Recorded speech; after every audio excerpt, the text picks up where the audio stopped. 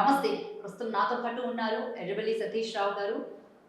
Right. మరికొన్ని రోజుల్లో కేటీఆర్‌ని అరెస్ట్ చేయబోతున్నారని చెప్పేసి ఇటు ప్రభుత్వం నుంచి గట్టిగా వినపడుతున్నమాట. అసలు ఏం జరుగుతుంది తెలుసుకునే ప్రయత్నం చేద్దాము. నమస్తే అండి. నమస్తే. రైట్. ఏం చెప్తారు? అంటే ఓ పక్క నుంచి చూస్తుంటే గనక ఇటు విపరీతమైన ప్రచారం జరుగుతుంది కేటీఆర్ అరెస్ట్ మీద. బీఆర్ఎస్ ప్రభుత్వం పార్టీ అధికారంలో ఉన్నప్పుడు లక్షల కోట్ల అవినీతి జరిగిందని ఓ పక్క నుంచి కాంగ్రెస్ ప్రభుత్వం వారు ఎక్కువగా ఆరోపిస్తున్నటువంటి మాట. బట్ ఎక్కడా కూడా ఆధారాలు లేవు, ఇప్పటి వరకు చూపించలేదు. ఏదైనా సరే మాటలకే తప్ప ఇప్పటి వరకు చేతల వరకు రాలేదు. అండ్ అలాగే చూసుకున్నట్లయితే కనుక ఇప్పుడున్న సినారియోలోని ఈ ఫార్ములా ఈ కార్ రేస్ విషయానికి వస్తే 55 కోట్లు అవినీతి జరిగిందని చెప్పేసి అని ఇటు పొంగులేటి శ్రీనివాసరెడ్డి రీసెంట్గా ప్రెస్ మీట్ పెట్టి మాట్లాడడం జరిగింది. అసలు ఏం జరుగుతుంది అంటే నిజంగానే కేటీఆర్ అవినీతి చేశాడా ఏంటి అసలు? డైవర్షన్ అండి. 6 గ్యారెంటీస్ అవేమి అన్ని ఫెయిల్ అయినాయి కదా, వాళ్ళు దేవుళ్ళనే మోసం చేశారు కాబట్టి ఏదో ఒక డైవర్ట్ చేయాలని చెప్పి డైవర్షన్ ప్రోగ్రామ్ అది అవసరం లేని కేసు. ఈ ఫార్ములా రేస్ ఏముంది, పేమెంట్ చేసిండ్రు, తర్వాత పేమెంట్ చేయాలా, చేసి దాన్ని కంటిన్యూటీ చేయాలి. వీళ్ళకి తెలియక, వీళ్ళకి దాని సబ్జెక్ట్ అర్థం కాక, ఇంగ్లీష్ రాక, పోయి మాట్లాడక అదేదో తీసుకొచ్చి దాన్ని డైవర్షన్ కింద అది చేస్తున్నారు. అది కేసు కాదు, ఏం కాదు. గవర్నమెంట్ డైవర్షన్ చేస్తుంది. వాళ్ళు మాట తప్పారు, రుణమాఫీ ఇంకా కాలేదు, ప్రతి దగ్గర రివర్స్ ఉంది కాబట్టి ఏదో ఒకటి కేటీఆర్ కొద్ది రోజులు, కేసీఆర్ కొద్ది రోజులు, కరెంటు కొద్ది రోజులు, రకరకాలుగా డైవర్షన్, ఫోన్ ట్యాపింగ్ అని కొద్ది రోజులు, ఏదో ఒకటి. 1 ఇయర్ నుంచి, లాస్ట్ 1 ఇయర్ నుంచి రాష్ట్రంలో ఏం జరుగుతుంది? 1 ఇయర్ నుంచి ఏం జరుగుతుంది? ఏదైనా జరిగిందా? ఏదైనా వర్క్ జరుగుతుందా? ప్రతిదీ డైవర్షన్ కోసం చేస్తున్నారు. ఏం జరిగిందని మీరు అడుగుతున్నారు. మీరు గ్రౌండ్ లెవెల్లో పోయి తెలుసుకుంటే కదా మీకు తెలిసేది. ఏం జరిగింది? 6 గ్యారెంటీలు ఎక్కడ పోయినాయి? ఎవరికి న్యాయం జరిగింది?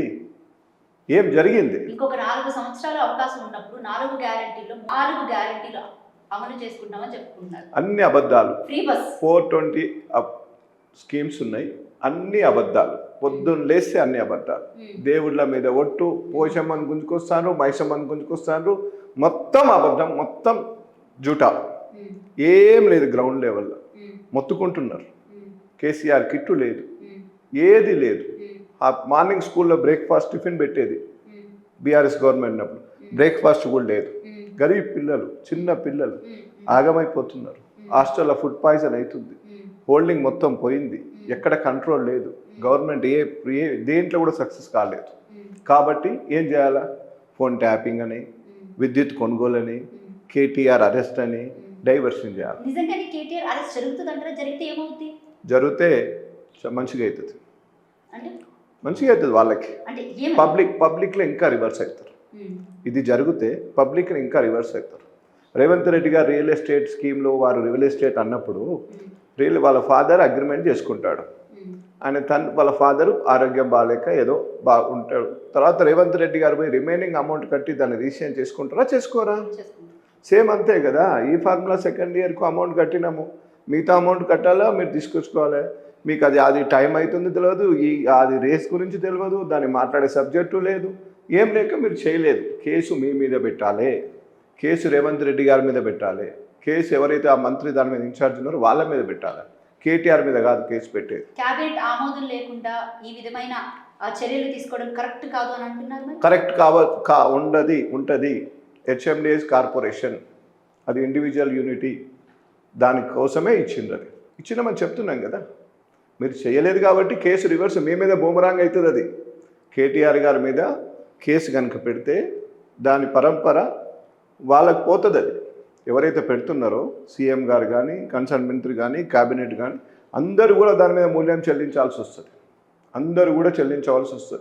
మీరు చూడండి, 100% అందరు దాని మీద మూల్యం చెల్లించవలసి వస్తుంది. కొద్ది రోజు కాళేశ్వరం అన్నారు, దాని మీద డైవర్ట్ చేసిండు.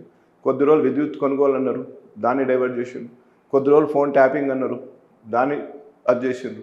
తర్వాత ఇప్పుడు ఏంది, కేటీఆర్ బాగున్నాడు, కేటీఆర్ మీద సింపతి వస్తుంది కాబట్టి ఏం చేయాలా? కొద్ది రోజులు సమంత అన్నారు, కోర్టుకు పోయిండు, పరువు నష్ట దాబా వేసిండు ఒక మంత్రితోటి, ఇంకొక మంత్రితోటి బాంబుల దాడి అంటారు. నిన్ననేమో క్యాబినెట్లో మీటింగ్ కాకముందుకే పొంగులేటి శ్రీనివాసరెడ్డి గారు పోయి బయట టూర్లు ఉన్నప్పుడు ఏ విధంగా చెప్తారు? బాంబులు వేస్తాం, బాంబులు పడితే కేటీఆర్ గారు అరెస్ట్ చేస్తారని. ఆయన ఏ కాన్సెప్ట్ తోటి చేస్తారు? అంటే కుట్ర జరుగుతున్నట్టే కదా. కుట్ర కోణం ఉందా లేదా? కుట్ర కోణం ఉందని ముమ్మాటికి మేమందరం ముక్త కంఠంతో యావత్ తెలంగాణ అంటున్నది. రైట్. సో 1 ఇయర్ పాలన గురించి ఏం చెప్తారు? దాదాపు ఇప్పటికి 365 రోజులు గడుస్తుంది తెలంగాణలో కాంగ్రెస్ ప్రభుత్వం వచ్చి, అంటే 10 ఏళ్ల తర్వాత. రైట్. ఈ 1 ఇయర్ పాలన గురించి ఒక్క మాటలో చెప్పాలంటే 1 ఇయర్ పాలనలో ఏమీ జరగలేదు.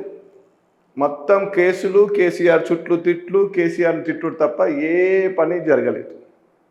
కేసీఆర్ కాళేశ్వరం నుంచి స్టార్ట్ అయింది 1 ఇయర్లో కేసు అని, తర్వాత ఫోన్ ట్యాపింగ్ అని స్టార్ట్ అయింది, తర్వాత ఈ విద్యుత్ కొనుగోలు మీద స్టార్ట్ అయింది, ఎల్ నరసింహారెడ్డి జస్టిస్ గారిని పెట్టి స్టార్ట్ అయింది.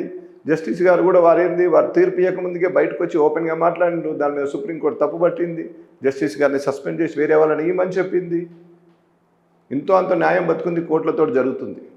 ఈ రేస్ సంబంధించిన కేసు కూడా 100% కేటీఆర్ గారు నిప్పులాగా బయటకు వస్తారు. కేటీఆర్ గారికి సంబంధం లేదు. ఆయన ఈరోజు చాలామంది ఇక్కడ మేమున్న ఈ ఆంధ్ర ప్రాంత ఏరియాలో చాలామంది ఆయన అభిమానులు ఉన్నారు. ఆయన ఇప్పుడు పెట్టమనండి ఎలక్షన్స్, ఏముంటుందో తెలుస్తుంది. ఒక్క సీటు కూడా ఎందుకు రాలేదు? హైదరాబాద్ సిటీలో కాంగ్రెస్కి ఒక సీటు కూడా ఎందుకు రాలేదు? రూరల్లో వచ్చింది. 6 గ్యారెంటీలు, 420 హామీలు, వీటన్నిటి మీద నమ్మించి జనం నమ్మి మోసపోయారు. మరి పోయిన ఎమ్మెల్యేలంతా ఎందుకు పోయారు బీఆర్ఎస్ పార్టీ నుంచి కాంగ్రెస్ లోకి? పోయిందంటే లింగపల్లి నియోజకవర్గానికి సంబంధించి అరకపూడి గాంధీ ఎందుకు పోయిందంటే వాళ్ళ పర్సనల్ ఏముందో పోయినామని చెప్పట్లేదు కదా. వాళ్ళు పోయినామని బాజాబ్తా వేసుకొని బండి కండు వేసుకొని తిరిగి చెప్పట్లేదు కదా.